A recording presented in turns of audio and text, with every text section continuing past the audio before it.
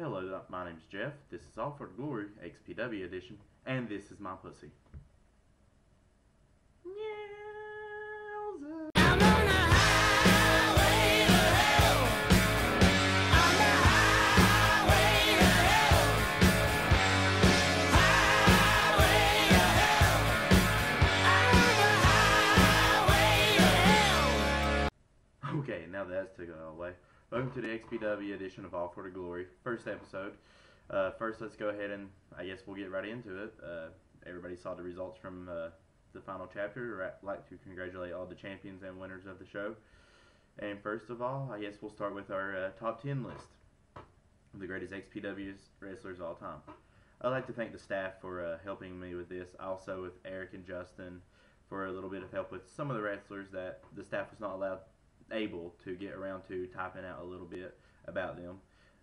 We left two without any information about them, but if you know the guys, you know what kind of people they were and why they made the top 10. Starting off with number 10, Ant, the owner of XPW and former world champion. Not a lot needs to be said about the man who created this all and headed it for 4 years. With almost no late shows ever, without Ant, XPW would not exist. Number 9, Jay Williams. Jay is a former tag team champion with St. Omen. He's a former Continental champion and a former world champion. Jay Williams is a high caliber wrestler with classic battles with the likes of EWC, the Enigma Violator, and Immune.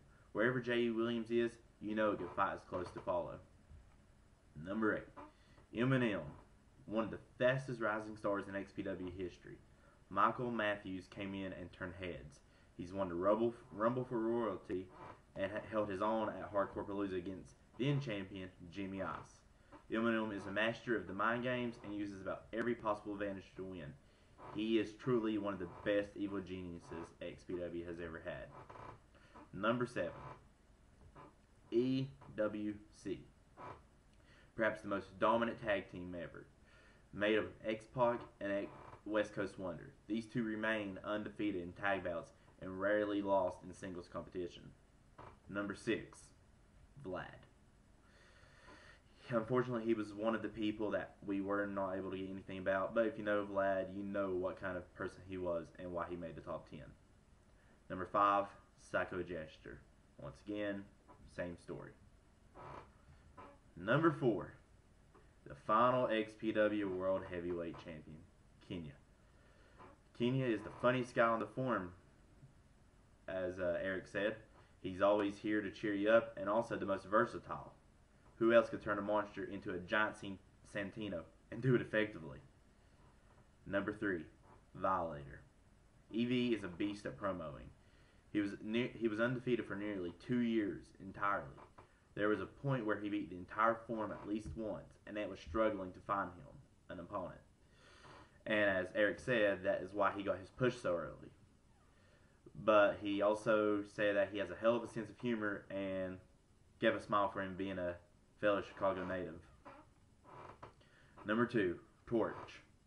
When you think of the XPW, you think of a man who's done it all.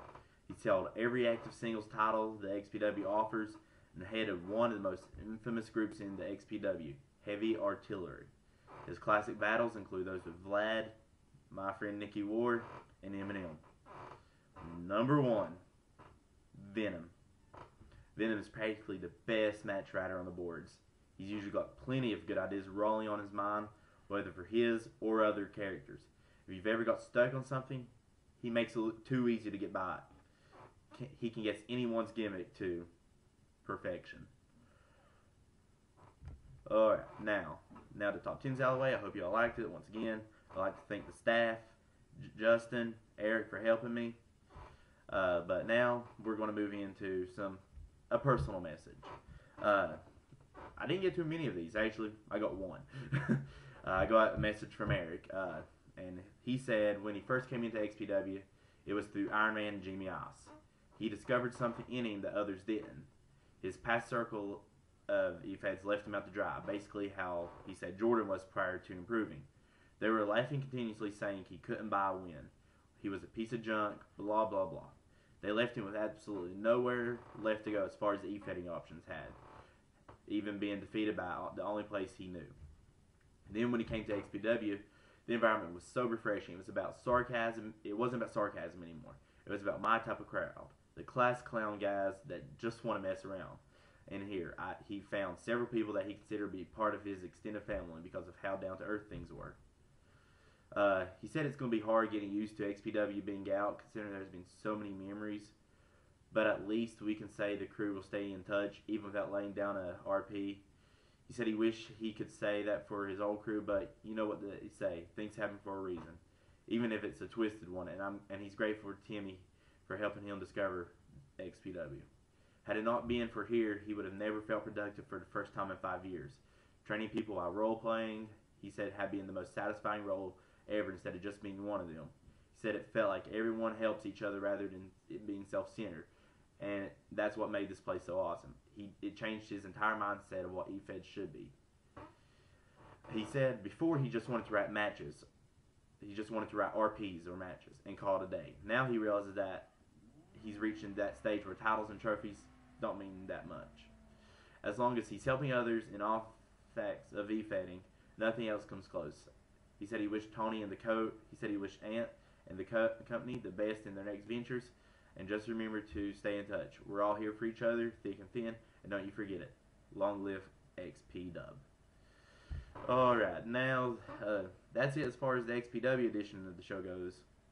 Besides my part that I'm going to say now. XPW's been a home for me for 2 years, and I got to say, I've enjoyed it tremendously. Some of the people there have become, like Eric said, another part of my family. Andy, Justin, Eric, Venom, Shane, bunch of you guys. You've all helped me out. You've made me improve as an E-Feder. I mean, before you all decided to help me out, I would just come there every week just typing whatever came to mind. Before actually, I believe it was Venom and Justin and Eric who told me, man, you got to sit down and think about this stuff. I'd like to thank them. I'd like to thank everybody. I'd like to thank Ant for a home for 2 years. And I hope to keep in touch with you all through the show, through Facebook, whatever. I'll include my Facebook at the bottom of the description thing below. And hope you like it. Now, on to other wrestling news. WWE. I mean, what can you say about the show? John Cena's fired. One Cena is apparently not going to happen. Apparently John Cena's just going to sneak into the arena every week and beat everybody up, and they're going to let it go. The next storyline's wearing down, in my opinion. The Miz being champ is far by the best thing I've seen come from WWE in a long time. Just the pure hatred he's getting. I love seeing when the fans get into somebody being hated. Now, TNA, God, Dixie Carter's filed an injunction, all this crap. If you watch the show tonight, you know Jeff Hardy's still champion. Sorry for the spoiler alert. Big surprise there. Anderson's out for the rest of the year. Everything like that. So this has been the short edition of the show. We didn't get much into a lot of news stuff because me and Nikki have been busy getting ready for Christmas and holidays and work and everything. But we'll get around to it, get a better show up for you next month. And I hope you enjoy. And this has been the XPW edition of All for the Glory. And so long. I'm on the highway to hell. On the highway to hell. Highway to hell. I'm on the Also, before I let you go, got a question of the week for you, we'll say. If you could pick one XPW wrestler on the top 10 to go one-on-one with one last time, who would you pick and why? Let me know in the comment section down below.